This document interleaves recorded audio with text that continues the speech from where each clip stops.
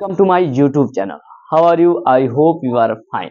तो आज हम लोग पढ़ेंगे प्रकाश के अपवर्तन के बारे में। अगली वीडियो अगर आप लोगों ने नहीं देखा होगा तो आकर चैनल पे जाकर देख लीजिएगा। हमने प्रकाश का परावर्तन बहुत ही अच्छे ढंग से समझाया है। ठीक है, आज इसमें हम लोग प्रकाश के अपवर्तन के बारे में पढ़ेंगे। तो सबसे पहले यहाँ पे देखिए आपका हेडिंग, यानी कि प्रकाश का अपवर्तन। तो प्रकाश का अपवर्तन होता क्या है?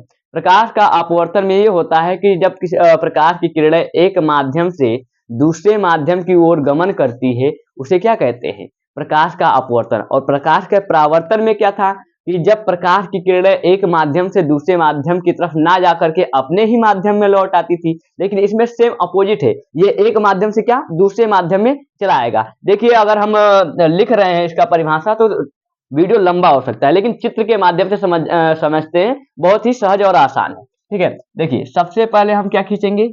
अभिलंब और मुख्य अक्ष। आपको पता है कि ये मुख्य अक्ष है, ये क्या है? अभिलंब। ठीक है, अभी माध्यम है, माध्यम एक माध्यम। ठीक है, अब यहाँ पे देखिए क्या होता है कि प्रकाश की किरणें एक माध्यम से चल तो रही हैं और मुख्य अक्ष से टकरा के ऐसा नहीं है कि अपने ही माध्यम में वापस जा रही हैं, बल्कि ये दूसरे माध्यम में वापस आ रही है। इसमें और क्या होता है? या तो ये अभिलंब, यानी कि अभिलंब जो है इसके नजदीक भी आ सकती हैं या फिर मुख्य इस अभिलंब से दूर भी जा सकती है। इसमें तय नहीं है कि ये किधर जाएंगे, लेकिन ये तो पक्का है कि ये दूसरे माध्यम में जरूर जाएगा। ठीक है, तो यहाँ पे आपको ये देखना है, यहाँ पे जो यहाँ पे कोण बनेगा ये आई होगा और यहाँ का कोण होगा आर, यानी कि ये क्या है? आपतन कोण, ये है अपवर्तन। ठीक है, तो इसमें आपको क्या करना है? इसमें बहुत सिंपल है, केवल इतना ध्यान रखना है कि जब प्रकाश की किरणें एक माध्यम से दूसरे माध्यम की ओर चली जाती हैं और या तो अविलंब के नजदीक आ जाती हैं या फिर अविलंब से दूर हट जाती हैं। ठीक है, चलिए अगली नेक्स्ट।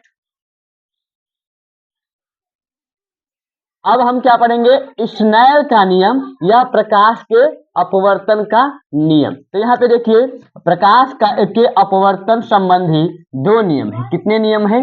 दो नियम है। पहला नियम यहाँ पे देखिए, पहला नियम क्या है? आपतित किरण, अपवर्तित किरण तथा आपतन बिंदु तीनों एक ही तल में होते हैं। और दूसरा क्या है? यहाँ पे देखिए किसी प्रकाश के आपतन कोण की जया तथा अपवर्तन कोण की जया के अनुपात के नियतांक होता है। यानी कि यहाँ पे साइन आई, यहाँ पे आपका हो जाएगा साइन आई बटे साइन आर। ठीक है, और यहाँ पे आपका यन क्या है? नियतांक है। ये आपको आप इसे या फिर स्नेल का नियम कहिए या फिर प्रकाश के अपवर्तन का नियम कहिए। ठीक है, समझ में आया? चलिए अब नेक्स्ट देखते हैं क्या है।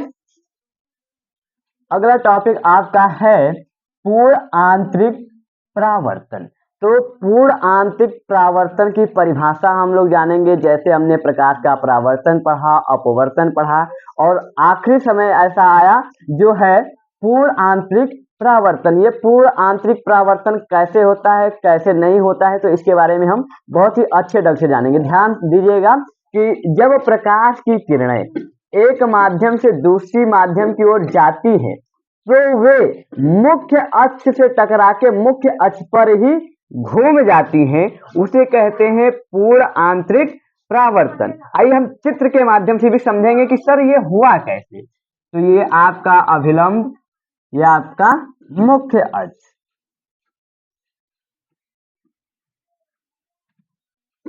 अभिलंब। ठीक है, अब देखिए इसमें क्या है कि एक प्रकाश जो है आ रही है और ना ये दूसरे माध्यम पहले माध्यम में रह जाएगी या फिर अपने ही माध्यम में लौट जाएगी, और ना ही ये दूसरे माध्यम में जाएगी। ये सीधे क्या होगी? यहीं पे मुख्य अक्ष पर टकरा के इधर चली जाएगी, और इसी को क्या कहते हैं?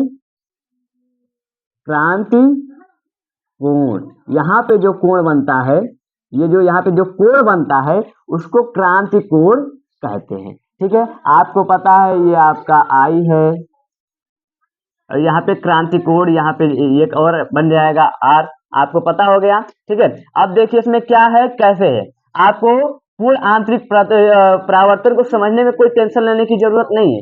केवल आप इतना ध्यान रखिएगा कि यहाँ पे एक प्रकाश की किरण एक माध्यम से आई है और सीधे अपने ही मुख्य अक्ष पर घूम जाती है। ठीक है, अभिलंब और क्रांति किरण जो है, इसके मध्य जो कोण बनता है, हमने पहले भी बताया क्या है, क्रांति कोण कहलाता है। आई होप कि आपको ये तीनों टॉपिक अच्छे से समझ में आया होगा। अगर समझ में भी आया होगा तो अपने दोस्तों के पास शेयर भी कीजिएगा, ताकि उनके पास भी ये वीडियो पहुंचे और वो भी अच्छे से समझ सके। और इस बार की 2025 की तैयारी ऐसे अच्छे ढंग से कीजिए कि साइंस में एकदम फोड़ दो।